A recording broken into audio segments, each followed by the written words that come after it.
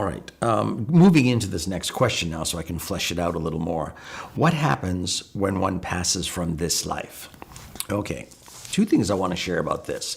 In terms of the soul itself, I won't get into the visitations and all that business, but in terms of the soul itself, when you pass from your embodiment, there's a period of reflection where you, first of all, before we even get to that, most souls hover right around near where they took their last breath. They're usually around up to 48 to 72 hours, depending on the individual.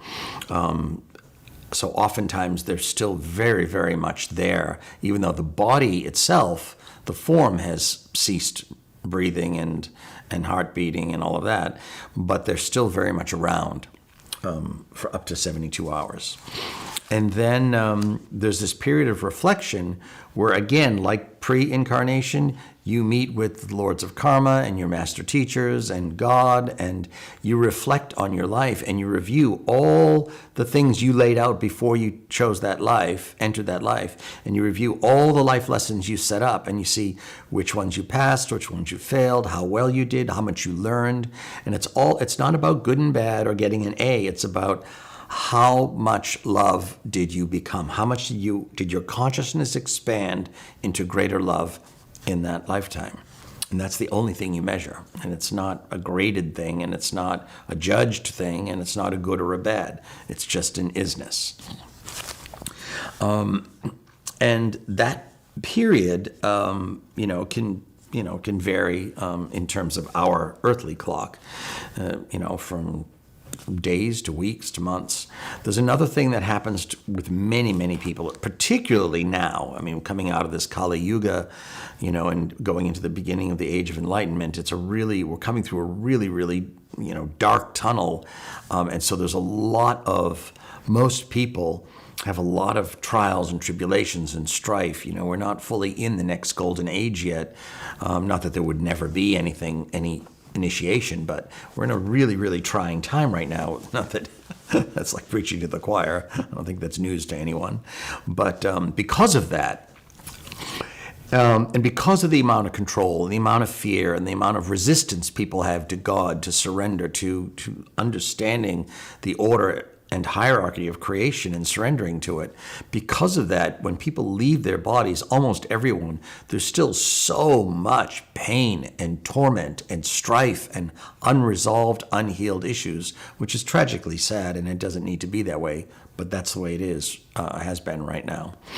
And so many, if not most people, go into a form of a healing retreat. They're etheric retreats that are like healing sanctuaries, and people go into those for, on average, between 8 months and 14 months, again, on our clock, on our human clock.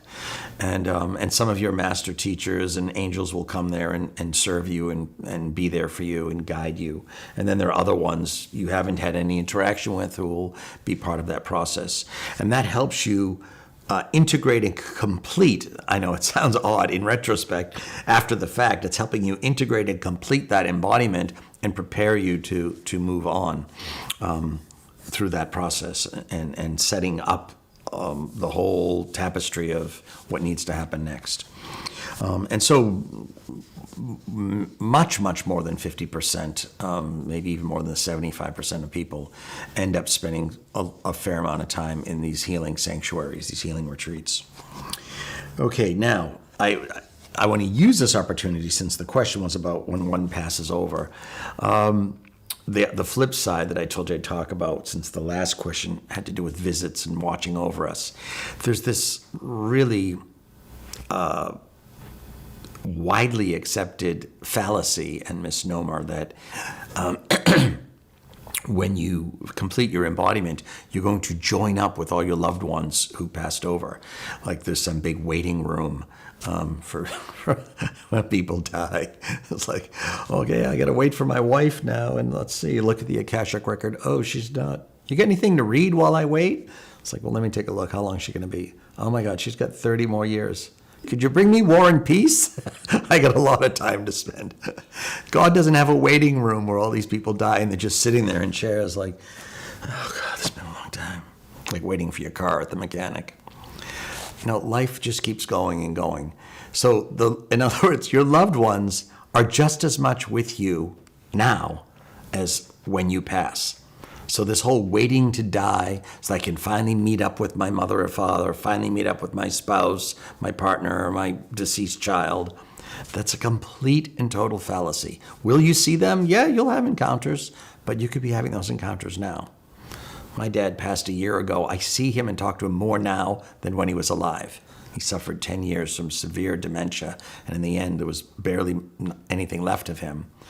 And he's talks to me all the time. I see him, smell him, I feel him hugging me, talks to me all the time, waking and sleeping in my dreams, and even more awake than when I'm sleeping.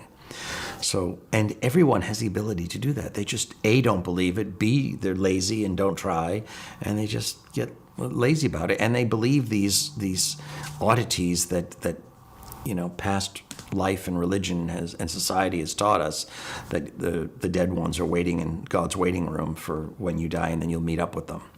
You're not going to meet up and hang out with them. You will have an encounter, and then it'll be just like it is now. So everyone's doing their thing and all over the place. So the answer to that, I know that sounds disconcerting to some people who are hoping to meet up with someone. You will have an encounter, I promise you. However, what's hopefully inspiring from this illumination I'm giving you is that you can have the company of these beings now. Don't wait till you die, because you won't have it. Have it now. Just call them, claim them, take out a photo, put on your favorite song you shared, go for a drive, do whatever it is you did with that one, or just look at their photo, or just talk to them. Just ask them, come into my dreams, or I'm feeling you right now, or play your favorite song, or do something. They're there now. Everyone is everywhere all the time. You don't have to wait, because it won't be there. All right.